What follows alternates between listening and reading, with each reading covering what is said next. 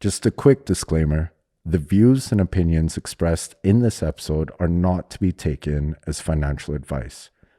With that being said, stay tuned and locked in. This is the No Recipe Podcast. Ready? 3, 2, 1. Hello, everybody, and welcome to our first episode of the No Recipe Podcast. Hey. No, we're not a cooking podcast. Oh. We're a podcast where we kind of discuss whether it's a career, success, or life in general. There's no recipe to it, and there's no recipe to get started.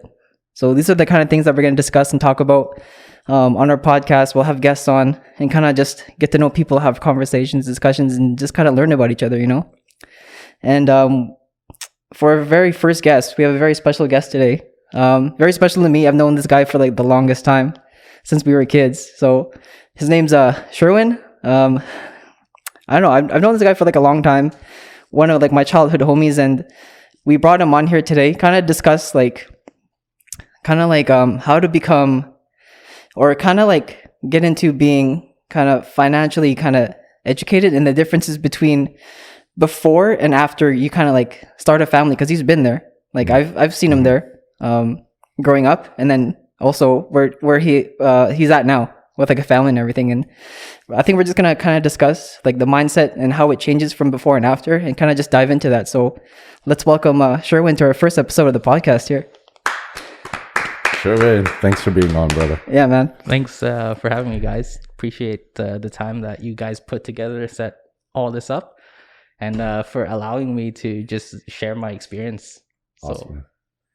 Yeah, man. So to get things started, I don't know, man. Like, just I guess like tell us who you are, and then like what you do and what are you into, and things like that. How far back do you want to go, Kyle? Oh man, we have an hour. You can go as far back as you want, bro. Well, I immigrated here to Canada from the Philippines back between 92, 93. Back home, like life was pretty good for us. Like my mom, dad, my dad had his own business as a taxi driver, and my mom was the CEO to a major corporation back home. Wow. And so life was good, right? Like we had maids and stuff kind of for each me and my sister. My mom, dad didn't have to do a thing. And then those yayas. Yeah. I don't remember them, but that's what I was told. So when we came here, is a different lifestyle, right? Like we didn't even land in Winnipeg. Like honestly, I grew up outside of Winnipeg, so a small town called Shoal Lake, Manitoba. Shoal Lake, east of Brandon. So you can Google that if you want later. I have never been. And then it's I don't know about you guys, but it like when my parents came here, it was kind of just like everyone else. You hustle, right? All the education is kind of forgotten, and so dad worked 7 days a week, picked up overtime every day pretty much, and the only time I really got to see him was when he wasn't sleeping. Right, he was up at 4 a.m, worked till 7 at night, and then day in, day out, and he never came to any basketball games, to any school events. And so, it's kind of just like when you're growing up at that time as a kid, you're just doing whatever you do because there's no parental kind of guidance, right? Mom was working 2-3 jobs too, just to put food on the table when we first came here. So I appreciate all the hard work that they did to help build our lifestyle over again after coming. So at a very young age, you've already realized like both your parents, you kind of saw them growing up and you understood like they work hard. Yeah. And this is what they need to do to put like food on the table, take care of you and your sister and things like that. So like growing up with that, did it kind of help shape you in terms of working hard and how you grew up and came to the person that you are today? Yeah, work philosophy is like, I thought, whatever you could have, just keep working hard and you can make it. The one thing I kind of hold dear to me, nothing against dad, like, cause obviously he provided, right? Yeah. Is he just was never there. And, when we were starting our family, that's the one thing I remember telling my wife, Alana, is like, I don't want to have that same lifestyle where I'm not around my kids. I want to be there to raise my kids and have that work-life balance. But you know, when you kind of look at how things are done here, I guess in Canada, usually parents are working 2 jobs, right? It's not like one parent stays home and the other one's just working unless you're settled in your career and things like that, right? Everyone has to hustle. Yeah. So, fast forward, I guess, like we moved to Winnipeg, met Kyle, grade 5. Yeah, we were 10. Yeah. Go way back when. So, quick story.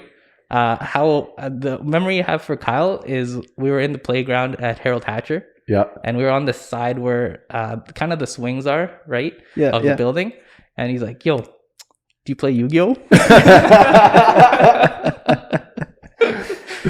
And I had no idea what that was. And so I was like, no. I was like, and so he showed me how to play Yu-Gi-Oh! And that's kind of where that whole thing started. Nothing's changed. Nothing's really changed. I still play. Yeah. So yeah, no, it's pretty cool. And so from there, same thing. Like it basically, my dad basically had to drive from that small town to Brandon to Winnipeg to work. Yeah. And, at that time when we were growing up, mom kind of stayed home to help raise the kids because she believes in having a strong family life. And I think that carried forward in our life as well when we're raising our kids. Absolutely.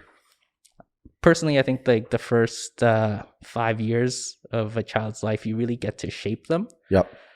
And, just thinking about it now, like so many people are sending their kids to daycare. Yeah. And the one question me and my wife usually ask is like, if that's the case, they're there 8 hours a day, who's influencing them? Yeah, like who's actually being like a parent in their life, like that, right? Yeah. And the one thing I knew is like we have strong family values. Like I tell everybody this who knows this. For us, it's our faith first, right? Family, and then business or money or job, whatever after. Yeah. And so if I'm not the one raising my kids, like what can I really expect, right? Yeah, because that's interesting, because it's like the way I met you, man, like we grew up together and stuff like that, and then it's funny because then like we didn't really talk about like finances and like in like like kind of in that sense until we were a bit older. Like I think after like university, like do you think growing up, just because of the way that we talk about things now, do you think teaching your kids from the very young age to like learn how to save and learn how to like do all these things, do you think that's important to start off at a very young age? Yeah, that's a good question, Kyle. I didn't before, before my current career, right? I was in IT. Yeah. And so like I knew video games, right? I knew how to build computers. That was my thing. And so me and Alana, we got married. I want to say she was 22. I was 23. Yep. Pretty young. And Kyle, as you remember, Zaf, you know too, but we kind of got a house. Got married. Had a social. All in the same year. Yeah. Like 3 months apart from each of those events. Right? Yeah, it was pretty fast, man. A lot of things happened in that 1 year. Yeah. And so like the belief again of, just work hard, you could have whatever you want. And so I just started looking for a house one day. Alana and I met in 2007. We were dating for some time, and we just thought it was time to move to the next step in our life. But, being Filipino, there's always go to school, get good grades, get into a good career, and then work and retire there, right? Yeah, in that order. Like in that order. Yeah, like you can never skip a step. Like I remember with my mom, she's just like, don't get a girlfriend yet, focus on school, and then do that, I guess, kind of after. Even like getting married, like we need to get married first and then buy a house, and then at that point you're still living at home, and then it's only until at that point you're able to move out, right, with like your significant other, whoever, and growing up kind of in that faith kind of background, mom didn't want me to move out till I was married, right? So it was like me and Alana want to progress her life. She'll tell you this. She's like, she was just thinking an apartment. But for me, like I just like, man, if I get an apartment, it just feels like I'm paying for money that I'm not utilizing, right? Like I thought like, hey, if we get a house, at least we get some equity. We can have this get the 2-for-1 kind of deal, Yeah, right? yeah. And so Housing and building value in Exactly. something else. Yeah. And so I'm like, that would probably be the best investment for us. Yeah. And so I started looking. She was at work. I just called her and it's like, hey, just so you know, we started looking for houses. She's like, okay. And then the next thing you know, I'm like, hey, I found a house. I'm bidding on it. Was all of these things, like you buying a house, having your social, getting married, how much of this was pre-planned?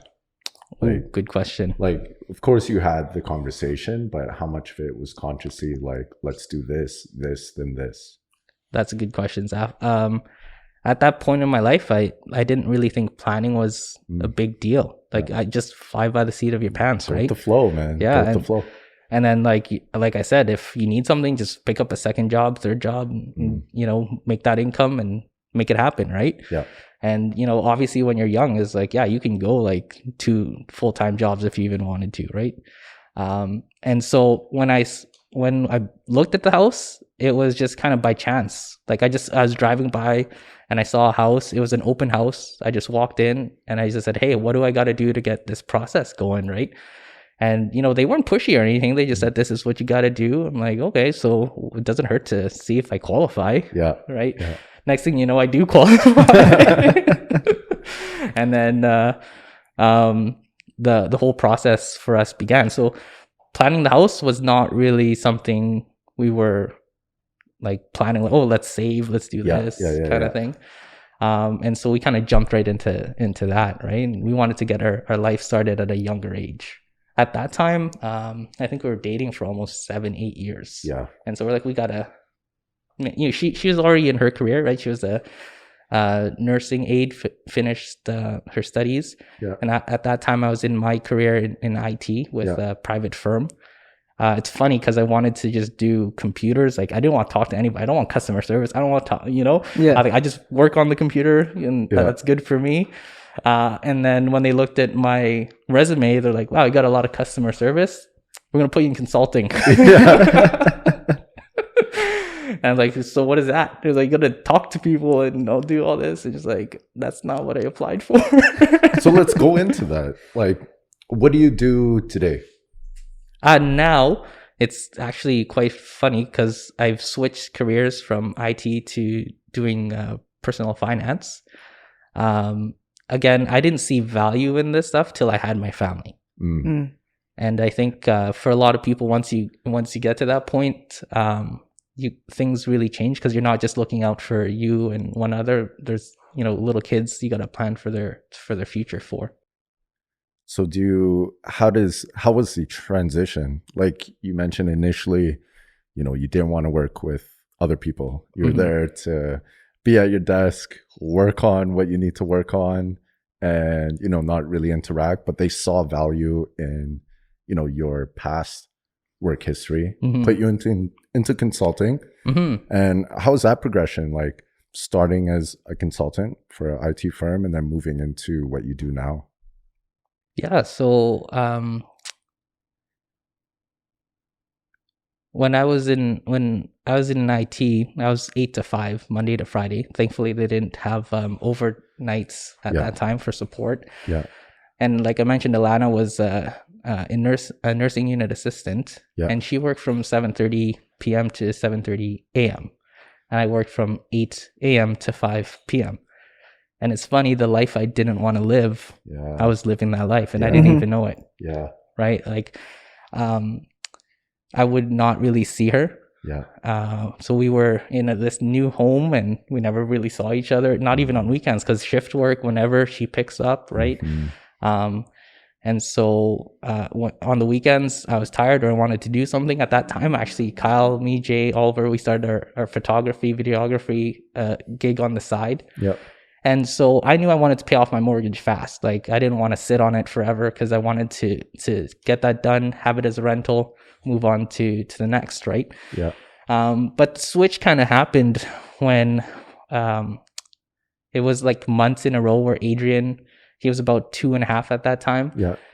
for some reason, like imagine like a 2-year-old waking up before at 7:30, like every day, Yeah. running to the door, crying, like, I don't want you to go. Yeah. Because at that point, like I left at 8, got home at 5. I did something on the side part-time. We did our gig on the side. I'd be done working 10. He's already in bed. Yeah. So And you're living the life that your father had lived. exactly. At that And what's kind of scary was it was subconsciously, it just happened. Yeah. It's like I didn't even realize it.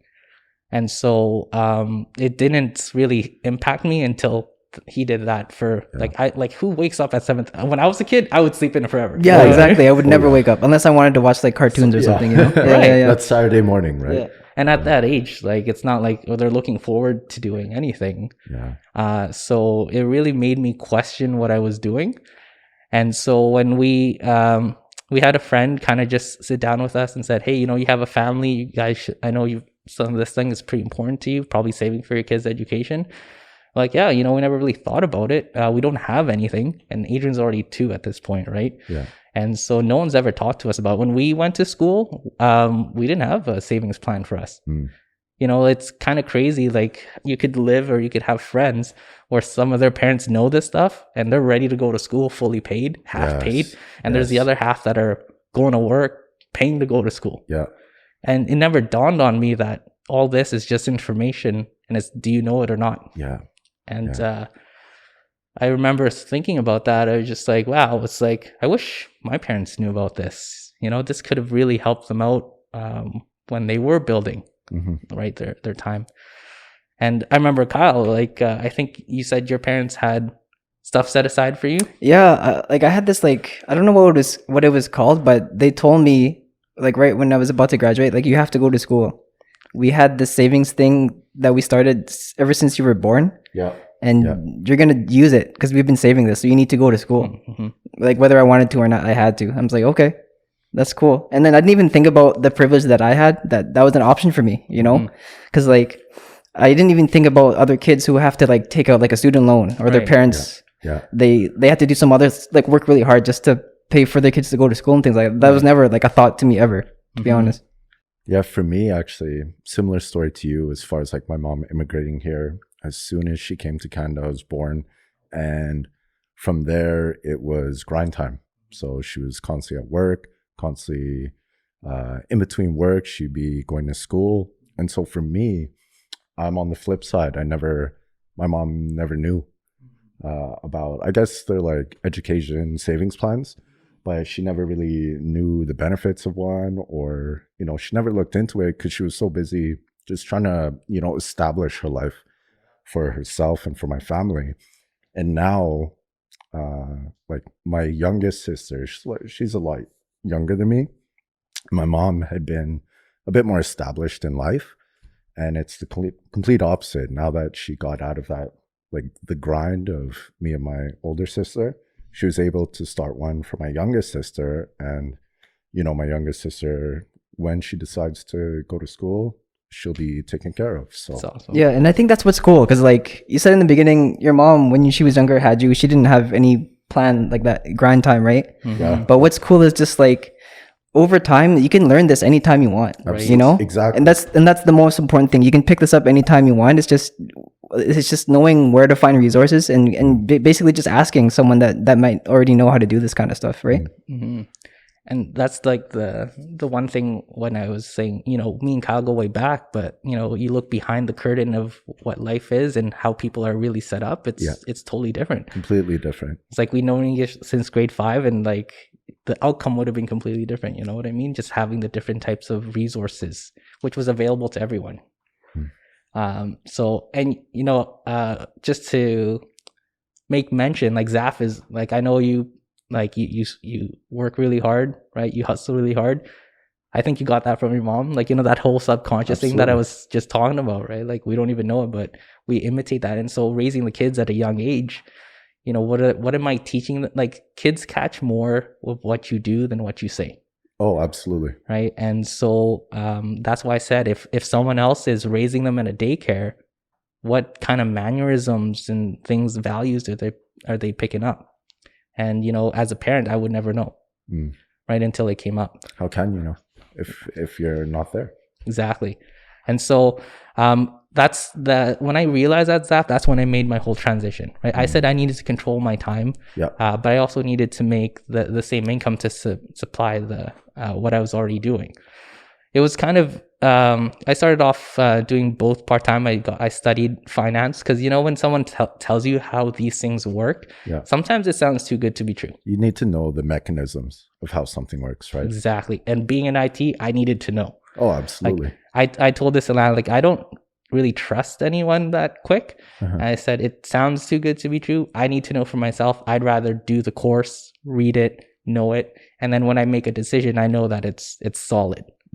Right. And I think I researched all this stuff for a year online. The problem I find online is there's too many opinions, too many strategies to do the exact same thing that so many people get confused. Like you hear one thing's good and then you hear it's bad. Then you hear one thing's bad and then it's good, right?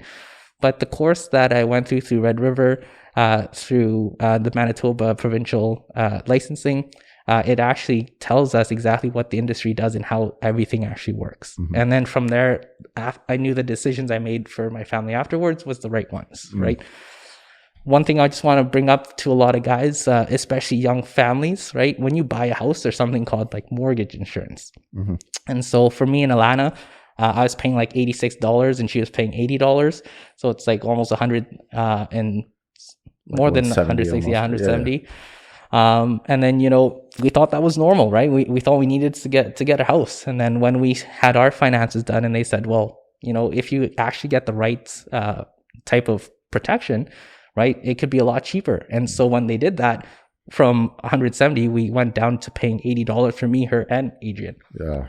And, now it's like, wow, like we didn't know that with that money, we used half to start paying off our debt, half to start, saving for our kids' education. Yeah. And so it's not like you have to make drastic changes. $100 goes a long way. It goes a long way. $1,200 a year. And just imagine the opportunity cost of an extra $100. Yeah. And so realizing that, kids could go to school fully paid, I wanted that for Adrian, but I didn't know how, right? I thought it was working more, but sometimes it's working smarter and having the things working for you rather than you just obviously always working, right? I think that's probably the most important thing to look out for in life. If there's efficiencies to be made, take advantage of them, right? Exactly. As much as someone can like sacrifice all their time and put in good, hard quality work. But if you're able to, recognize patterns, make that more efficient, and you save that time, I think that's what you were looking for when you made that transition to save time, invest that time back into your family. Right.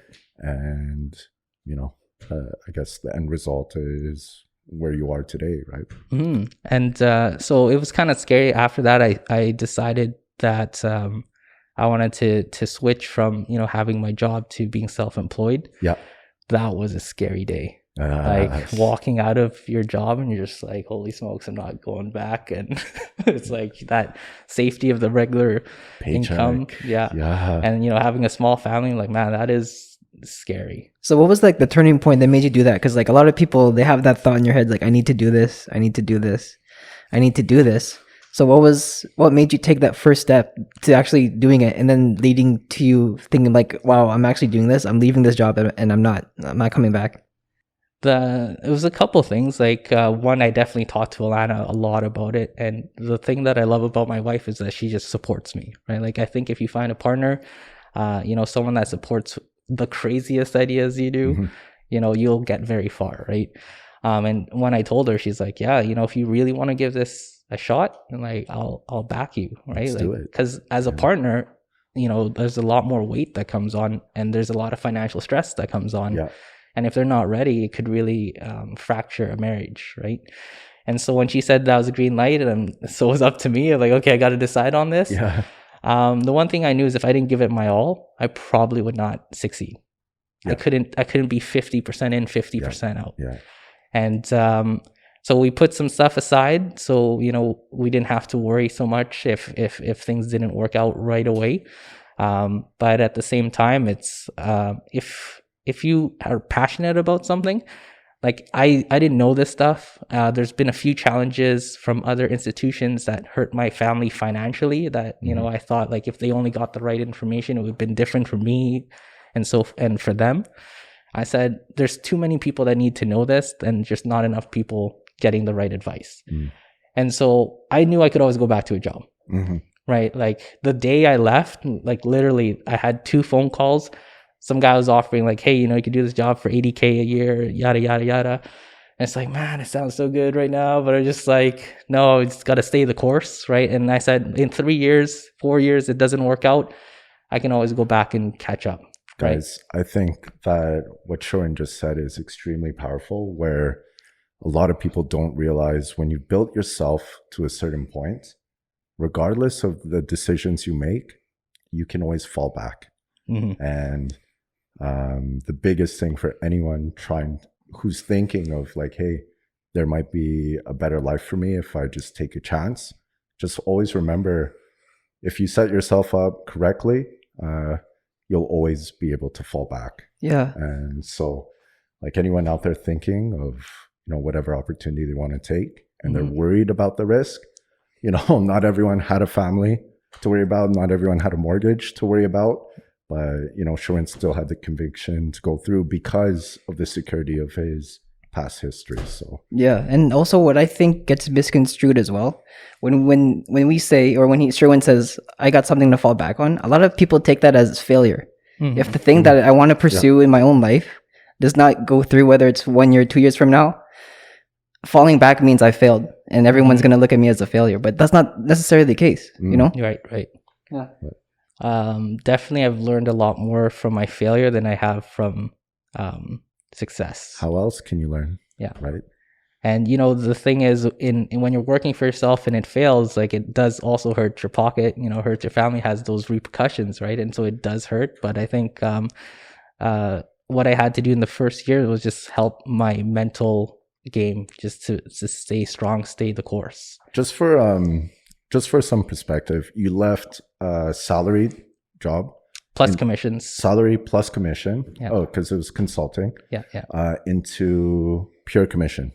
Yes. Okay. And so with that, you know, with a pure commission role, you know, there could be times where nothing happens, Right. and you feel that there's nothing to really fall back on. So just to give perspective to everyone. Yeah, I think the other additional challenge in our industry as well is, you know, it's when things get tight and people are like, man, I want to make this sale, but it might not be in the best for the customer. That's one thing I really want to say that we're proud of, because we never put, you know, the business or money before the values that we had established in the beginning, right? And wanting to help friends and family was the biggest thing, because I said, hey, at 23, I'm doing all this. I've had this life experience. I already know what's on the other side. Yeah. A bunch of my friends are not at that point yet. I know one day they'll be. Yeah. At least somebody knows and can give them a heads up. Yeah. Right. And I said, you know, if it's not me helping them, it's going to be somebody else that's not looking out for their best interest. And the one thing, I guess, in finance that I think everyone should know is how people make money in finance. You know, whenever somebody helps you, they get paid a commission. Of course. And so it's different products pay more to some agents, and that's why you'll see a lot more different things being pushed on you. The one thing you have to remember, every monthly payment you make on anything, if the higher that number is, the more that agent gets paid. Because in our industry, they pay you usually on 1 year to 4 years up front. Oh, wow. So Up that's front. thousands of dollars. That's crazy. And so the thing is that really hampers your contributions to whatever you're doing, whether it be savings, RSPs, TFSAs, insurances, all that stuff. It stops your potential of growth for the first 4 years. Because you're busy paying the commissions. Paying the agent, paying the company. And so, you know, I'm very upfront with my clients. It's that when I help them out, I tell them exactly what what that schedule looks like. Most of them, it's under a year. Some of them, there's no charge. And so that's the one thing I really like about what we're able to actually do for people that's different than the industry. And so once people realize that, it's pretty game changer in the long run for a lot of people. Yeah. Like you were mentioning, for you, you're really here to educate the people around you, be it your friends, family, or even potential, new clients coming in. In your journey, who were some of the mentors that you kind of came across that provided that information to you and kind of helped you as far as your consulting and now, or even let's go farther than that. When you first decided in Spoketown, I'm going to get a house. Who did you talk to about getting this mortgage? Like, how did you know what you needed to qualify? Like all of that, Man, as you know, I always like to live life a little spontaneously, right? Like you gotta have some like fun, right? And like I said, like I just had that mentality that if I jump into something, I could figure it out as I go. Like, before I did consulting in IT, that's what you're doing. You're just trying to figure out, troubleshoot. And I just applied that into that stuff. And so I said, I don't know, but I will learn. But at the same time, learning without guidance, there's a lot of financial mistakes you can make too, right? And I wish I kind of knew that ahead of time because it would have saved us a lot more money too, right? But does that answer the question, Kyle? Yeah, but like in the beginning, like who did you talk, like when you first wanted to get a mortgage, like who did you talk to, or like who did you confide in, or was there anyone that kind of guided you in terms of that first big, because that's a pretty big purchase in terms of like a big first step? I think that's the biggest purchase in most people's lives, right? Yeah. To be honest, I did not confide in Really? You didn't talk to anybody? No, it was just like, that's that decision where I was asking is like, should I, just rent or should I get a mortgage and build equity? That's really the only two things I was looking at. We knew we wanted to get our life started, have a family. But again, going back to the get a good education, get a good job, work the 40 years. My thinking back then is if I do this at 23, a 25-year mortgage, I'll be like 50, 55, right? I'd have enough money, retire early, yada, yada, yada. But we know today that doesn't pan out. Yeah. Right. And so I was just thinking at that time, if I can start sooner, I can be done sooner. Yeah. And so I'm like, pile on all the debt, right? Get a new car, get a new house, do all this. So then you'll be paid off in that time. Wasn't the best thing to do, let's say, right? Because now if I knew like you could have a savings plan where it could grow like 6%, 7%, even up to 10%, I would have done that before. Right? Because now you're compounding money and time and you're doubling the efforts of your money and you're not having to work as hard for it. And so I didn't know that. So I thought, might as well just go buy a new TV, right? It's Boxing Day, buy a new cell phone, right? Because that's, you see something right away rather than you check your bank account, you made $60 in a whole year. Yeah. Right? As a kid, I was like, in my savings, when I checked it after a year, I thought I was going to get like $5, $10, $100, 5 cents. Yeah. I was like, what's the point of savings? I could find a quarter on the ground before my money grows. In my couch, I could just reach in and like dig in and find like a couple bucks on my couch. Yeah. And so I always thought I read those things online and in terms of how you can get them, but I just never met anyone who could help me because I wasn't in the best financial situation to get into that.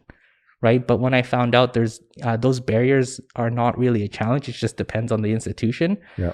It was like, we have to change.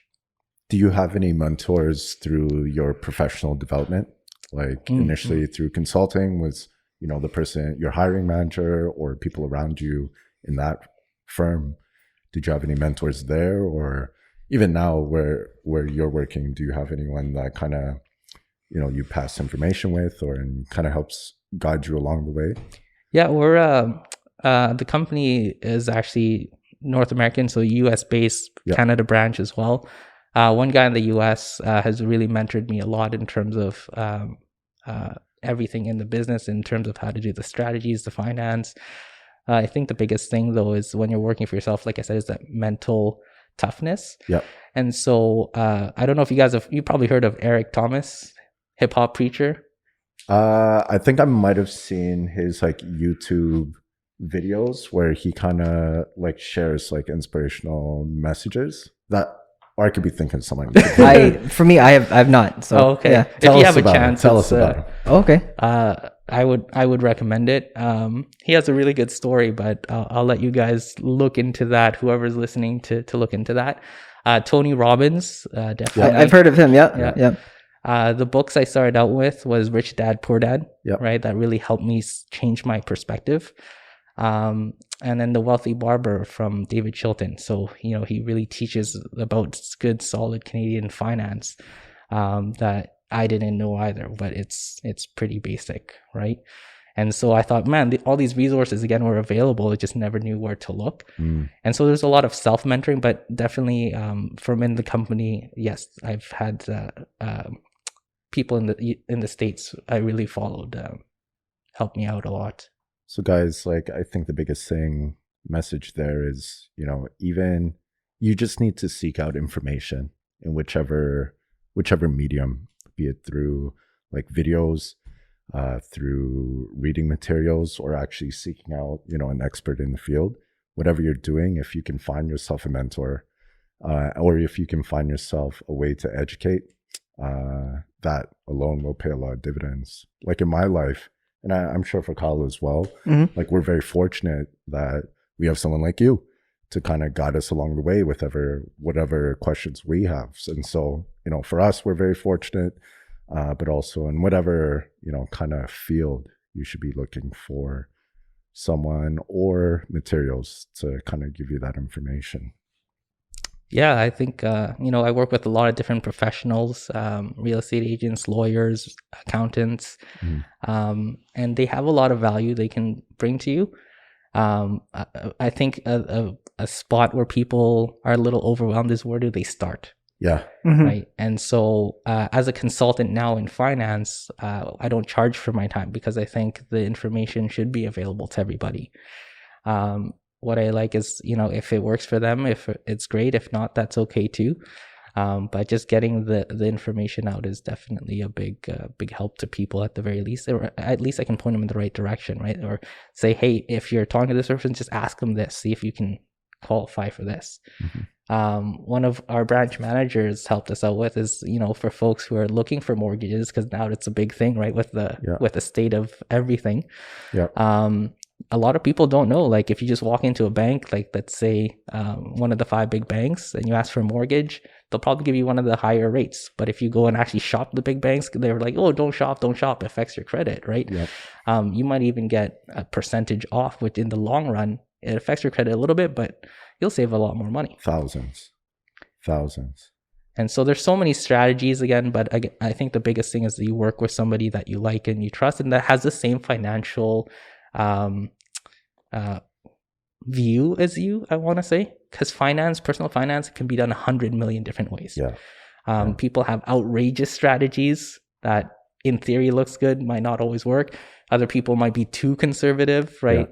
So you got to work with someone that sees your vision, I think is a big thing. Because if you walk into an institution like, hey, this is what I think you should have, yada, yada, yada. They don't even ask, what are your goals? What are you working towards? How soon do you want them? They don't get the time to know you.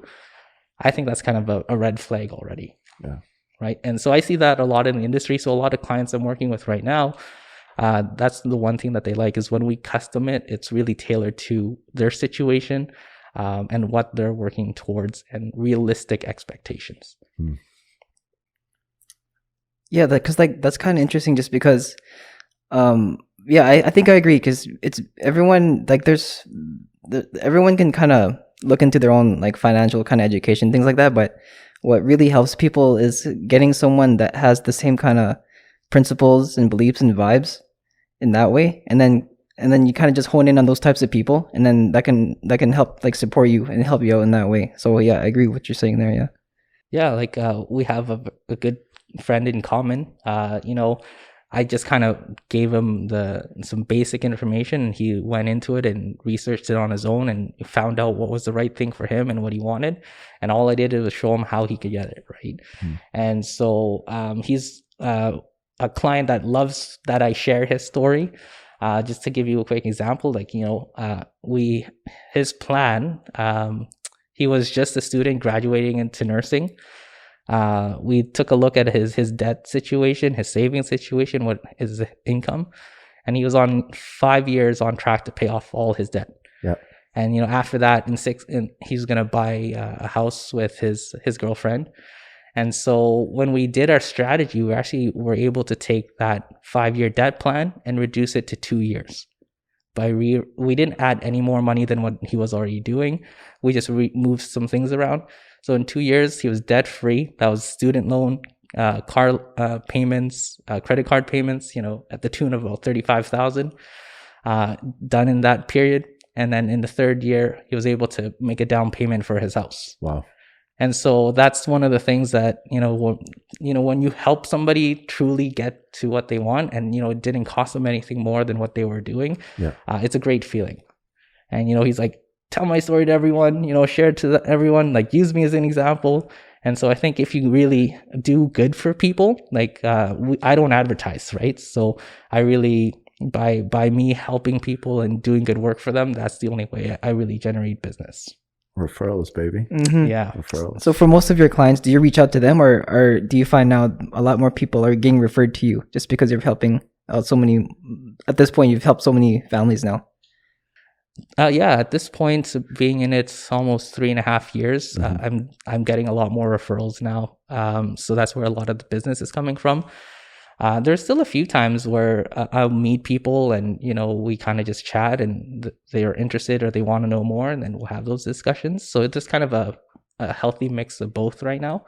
Our goal for Alana and I, she's working with me in the business now, is to just grow our client base really as much as possible by helping people achieve theirs. So then it helps us on the back end too, right? So for anyone trying to build a book of business, what are the things that you think they should incorporate into their approach? Yeah, there's a lot. It's also a little bit of personality, but obviously you have to be, if you're just starting, you have to be looking for people. You have to be the one approaching people. You have to be talking to people. So there's something called prospecting, and then there's something called marketing, right? Marketing is you have social media, and by providing value, information, content, you attract people, right? But for a lot of people, if you're just starting out, you don't have that client base, you don't have that following, right? And so as a new person, you're going to have to physically go out, maybe do some events, business networking events. There's a whole bunch in Winnipeg, right? Check out the Chamber of Commerce. I'm going to shout out to the Manitoba Filipino Business Council, right? You can check them out, or whatever kind of community you're in. There's usually a business chamber that can help you to do those things, and there's a lot of information and mentors that you can find yourself easily in connection with. We're not a huge city, and so you're usually 1 or 2 handshakes away from somebody who can provide you an introduction. Right. And I think leveraging that can really help a client base or even a following to really grow. But I guess it's just a matter of finding that handshake, hey? Yeah. And, sometimes you do have to ask for a favor, right? Like say, hey, I know you know this person. Do you mind if you introduce us, right? Or if you have the courage, just go find wherever they are and buy them lunch, right? Shoot them a message and say, hey, can I buy you lunch? Get a half hour time, get some information from you, right? I want to learn about you. And when you're there, don't talk. Let them do all the talking, right? You want to absorb as much information as you can to learn from them, and then also see how you can expand. Because, you follow people that are doing well in what they're doing, they'll leave clues, right? So, what are the early hurdles of like the business that you're in, the early struggles that you had to overcome? Good question. I think the word no. Yes. I think anyone in any sales, in the realm of sales, if you're afraid of the word no, you're going to have a rough time. Yes. Yeah. And then I guess kind of overcoming those objections and things like that. Because that's, I don't know, we all grew up in sales, and that's the first thing that they teach you, would be like how to overcome the reservations and things like that. So yeah. I think most people are just not trained in how to do it, or they're too nervous, right? So the ways we look at it is one is that they're fearful. 2 is there's lack of knowledge, like you said, how to overcome. Or 3, it's laziness and they don't want to do it. Yeah. I think you need to, if you're serious about being an entrepreneur, just know which one you're in. You can work your way out of each of those things, right? It takes time to work your way out and get solid. But if you're lazy, that's a little harder to work yourself out of, right? How did you overwork, or how did you overcome, the early stages of hearing no? It was hard because, like, when you have a family, a kid, a household that you got to make sure you provide for. Yeah. It was like, it would wreck my day in the beginning, right? It's like, what did I do? And it was kind of a mix of all, right? Like, you're fearful because I didn't know what I was doing, right? And then it wasn't so much laziness, but like, you have to put in time to know how to talk to people in a sense, right? What I did is, again, I listened, I had affirmations, right? In the morning, you hear about it. It's someone, I can't remember who said it, but if you think it, like saying, yeah, I can do this, and you actually say you can do this, by you talking interrupts what your mental aspect is. And so if you're that type of person that's fearful, you're like, I can't do this, I can't do this, I can't do this, or it's going to turn out worse, or I'm going to look stupid, or whatever have you, and you just say, I can do this, it stops that thought in its tracks, and it allows you to actually go do it. It was me, Cherwin. I taught you that. Oh, thanks, bro. No problem. Actually, yeah, Lifesaver. because there's that saying, right? It's like, whether you can or you can't, you're right, right? Right. And that's the whole idea behind that. Yeah. Yeah, and definitely listening to other people who are grinding, who are building, right? Who's been there. You always hear the 5 friends, right? You'll be the 6th, right? Who you surround yourself by, that's who you are. Yep. Your net worth, right, is your network. Yep. And so, believe it or not, now to the access of technology, YouTube is one of those people. Right. That's a very good point. Podcasts are one of those people. That's extremely powerful, and that never really resonated with me. So thanks for sharing that. Yeah. Like, if you're, the type of music you're listening to, the type of messages you're getting is that 5th or 6th person that is influencing you. And influence is just, whatever someone says to make you move. And so I had to look who was my influences back then, right? It was like video games. It was, like whatever, right? Was it time wasting, or was it, helping me get towards my goal? And so being in the right mental toughness was the thing that helped me get over no. With if I didn't choose to do it, I would not be where I am today. It's powerful, man. Thank you. Yeah, because like, speaking of goals, like you mentioned goals, like you've been in this now for like 3 years, you mentioned. So like, what are like your goals from like maybe like 3 or 5 years from now, even in terms of like doing what you're doing? Yeah, Alad and I are working to open up our own branch. So we're looking to expand into Toronto. And so once we're established a little bit more here, I want to head out to Toronto and try doing it all over again. Different provinces in our company, unfortunately, there's different services. Every province is a little bit different with regulations. And I think there's just more opportunity in Toronto to make it bigger, right? So within the next year, we are gonna go hit our branch, and then I can move to Toronto. I don't know if I'd move there with Zoom now. It's, I'd probably visit once a month, every 2 months, and to just start our another branch there. Family wise, I think we're gonna remain in Winnipeg. Like, our son goes to Springs Christian Academy, and they don't really have another location out there, so we're gonna be tied here for a little bit, and plus all our friends are here. So yeah, man, we're all here. Yeah, I'm willing to travel. So, and then we want to make sure financially wise, like, kids' education is done sooner rather than later, and it just allows us to put those resources to other things. I want to help out my parents, right? Like, they're close to retirement. Again, dad not having a company with a pension, no one really teaching them the importance of saving. It's tight, right?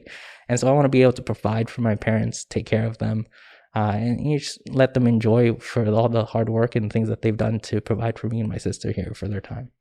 Absolutely, man.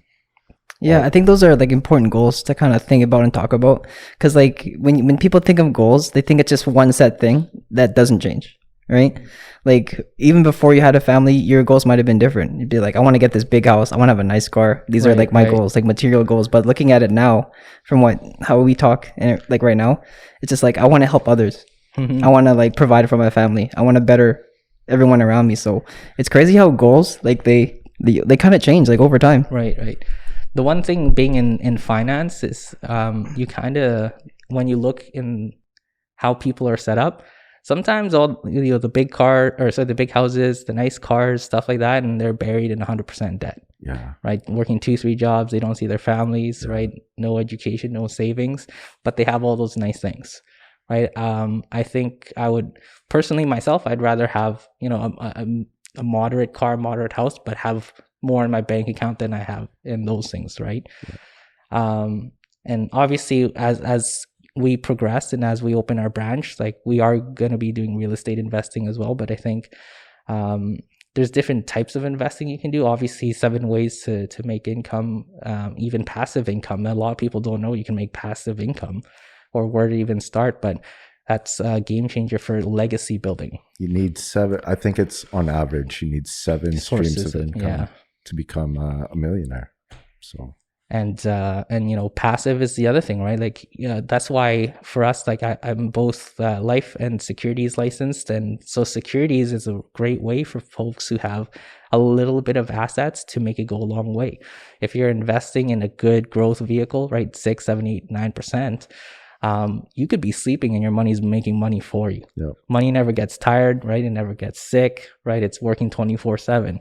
And so if you don't have that working for you at a younger age, I think you're missing out a really big opportunity down the road for yourself and the ones you love and care about. I think one of the strong messages is like earlier on you said, if I start early, like get the house, get the car, if I start early, I'll be done sooner. But I think now, if you start early with investing, saving, it's the exact same thing, but it's going to be in the green rather than being in the red, right? Right. And so the one thing that I'll just quickly mention to that is the guys that tell finance in 20, 30 years and you're set doesn't really work, because everyone knows money takes time to grow. Yeah. And so those kind of things could really leave you in a worse case scenario rather than what they promise or predict it can do. Yeah.